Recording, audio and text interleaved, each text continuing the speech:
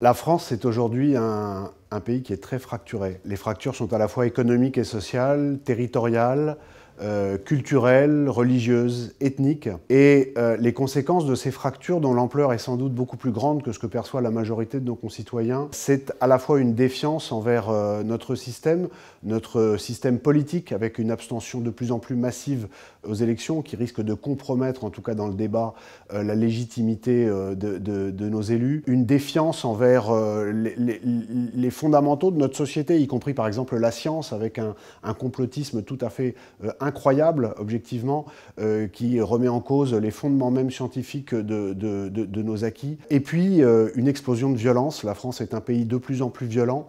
La violence a augmenté de 10% entre le premier semestre 21 et le premier semestre 19. Et la violence est en train, pour la première fois depuis plus d'un siècle, de devenir un des modes de résolution du conflit dans notre pays. Les causes sont multiples, mais plutôt que de s'attarder sur les causes, je pense qu'il faut se poser la question de savoir comment en sortir. Nous ne sommes pas loin d'une croisée des chemins, d'une heure de vérité. Chacun peut prendre l'expression qu'il veut, mais la situation ne peut plus durer.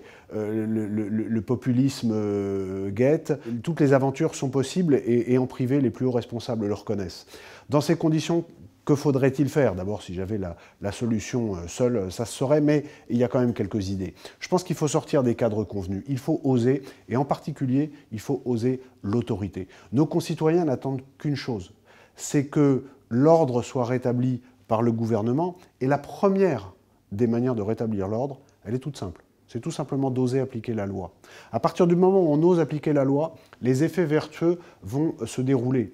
Une fois que l'ordre est rétabli et que la loi est appliquée, chacun peut s'épanouir. Les mécanismes de solidarité peuvent se remettre en marche sans générer autant de crispation que c'est le cas actuellement. Le système éducatif pourra repartir. La machine à intégrer pourra de nouveau fonctionner, alors que son échec est aujourd'hui à l'origine de beaucoup de nos problèmes, avec une immigration qui n'est absolument pas contrôlée.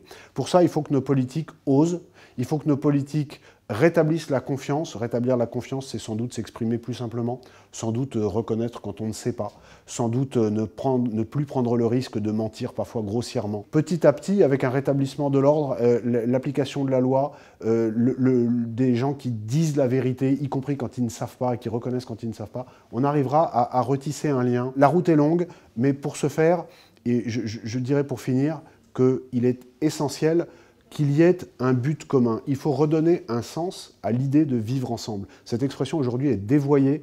Or, pour vivre ensemble, pour assimiler, pour intégrer tous les gens, qu'ils viennent de l'étranger ou qu'ils se sentent déstructurés alors qu'ils sont déjà là, il faut recréer dans notre pays de la transcendance. Créer de la transcendance, c'est assumer nos valeurs fondamentales, assumer qui nous sommes, être fier d'être un pays qui prône l'égalité entre les hommes et les femmes, être fier d'être un pays qui prône le droit de croire, de ne pas croire, de plus croire, être fier d'être un pays qui prône la liberté d'aimer qui l'on veut, et être fier d'être un pays qui, malgré ses imperfections, propose un mode de gouvernance qui est plutôt fondé sur la bienveillance. Mais tout ça, encore une fois, ça ne sera possible que si nous regardons tous ensemble dans la même direction, et que, pour ne plus nous éparpiller, nous sommes capables de sanctionner ceux qui veulent torpiller le projet et la pérennité de notre beau pays.